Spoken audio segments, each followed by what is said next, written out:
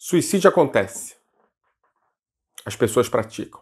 Essa foi uma das frases que mais me chamou a atenção faladas por Jair Messias Bolsonaro na campanha eleitoral de 2018.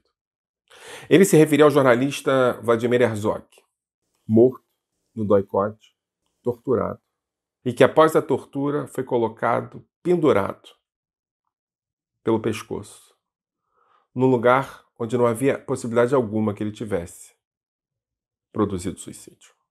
No Brasil, há pelo menos 3 casos que envolvem suposto suicídio de judeus na ditadura militar: Shael, Yavelberg e Herzog. Yavelberg foi enterrado efetivamente como suicida e teve o corpo trasladado somente alguns anos atrás. Herzog, houve uma imposição que ele fosse enterrado como suicida e por causa da intervenção de setores da esquerda judaica ele não foi. E Shael ia ser enterrado como suicida, só que seu irmão abriu o caixão antes do enterro e percebeu que o corpo estava cheio de marcas e hematomas, mostrando que ele fora espancado até a morte e não cometera o suicídio. Muitos judeus foram mortos na ditadura militar argentina. Muitos judeus foram mortos no Uruguai. Muitos judeus foram mortos na ditadura militar chilena. Nenhum deles foi enterrado como suicida. O debate sobre suicídio é um debate que acontece somente no Brasil. Pela Halachá, pela lei judaica, é praticamente impossível que alguém seja enterrado como suicida. Pela religião judaica, a prática suicida é condenável e alguém que pratica o suicídio deve ser enterrado em lugar diferente.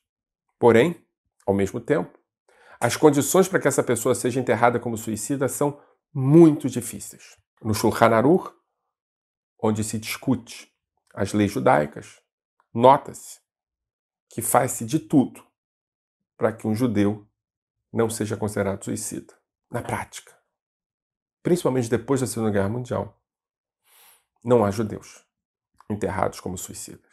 No Brasil, a ditadura militar resolveu interferir nas práticas religiosas judaicas e provavelmente, com auxílio de membros da comunidade judaica, conseguiram enterrar pelo menos uma judia como suicida. Apesar da dificuldade que a própria Halachá, a lei judaica, tem em relação a esses enterros. Diferente do que aconteceu na ditadura militar da Argentina e do Chile, os corpos dos judeus, depois de mortos, foram profanados aqui.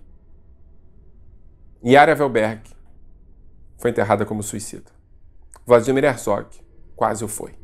Vou deixar de lado agora um debate que deve ser feito em algum momento na história judaica do Brasil sobre a possibilidade efetiva de membros da comunidade judaica terem sido parte dessa decisão, em última instância, terem sido parte da decisão de profanar o corpo e a memória de judeus, alterando a halachá em nome de um possível bom relacionamento com o regime militar. Vou deixar de lado. Mas estou escrevendo um livro sobre isso. Vou falar agora sobre outro tema. Sobre a percepção de que a ditadura militar fosse efetivamente antissemita. Até agora havia poucas provas disso. Comentários de torturados, dizendo que na sala de tortura haviam sido acusados de judeus sujos. Eu sempre reagi mal a esse tipo de afirmação, dizendo que na sala de tortura mulheres são acusadas por serem mulheres, negros por serem negros e judeus por serem judeus. Não podemos definir como historiadores, como cientistas sociais, a sala de tortura como referência para justificar ou para provar que o regime é ou não é antissemita. Tudo mudou.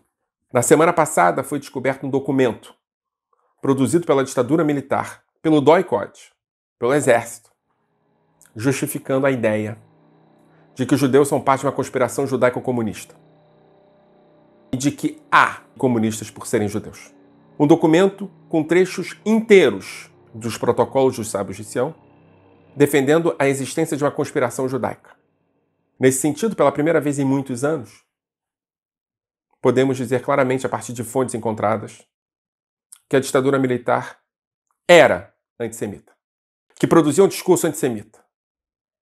e que provavelmente Vladimir Herzog, Avi Alberg e Shael foram presos e mortos sob a espada do antissemitismo na cabeça deles. Isso para não falar de Ana Rosa Kuczynski, de Carlos Mink, de Alfredo Sirkis e de outros, dentre desaparecidos e torturados.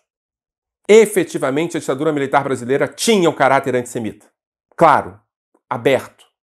E a função do historiador, principalmente do historiador que lida com história judaica, agora deve ser produzir reflexão sobre isso. Além de Bolsonaro ser nazista, e ao que tudo indica isso incomoda pouco, além de Bolsonaro defender regimes ditatoriais, e ao que tudo indica isso incomoda pouco alguns grupos, Bolsonaro é produto do que há de pior na ditadura militar. Bolsonaro é parte do porão da ditadura militar. É parte daqueles que catam os corpos depois que o torturador os mata. E esses corpos, ao que tudo indica, eram diferenciados se fossem judeus. Nesse sentido, pela primeira vez em muitos anos, podemos dizer, com algum grau de certeza, que Vladimir Herzog, Yari Avelberg, Ana Rosa Kuczynski, Shael foram mortos por serem opositores ao regime de esquerda e também por serem judeus. Bolsonaro defende um regime que, além de autoritário, fascínora, antidemocrático, era antissemita. Tomam, peguem, que o filho é seu.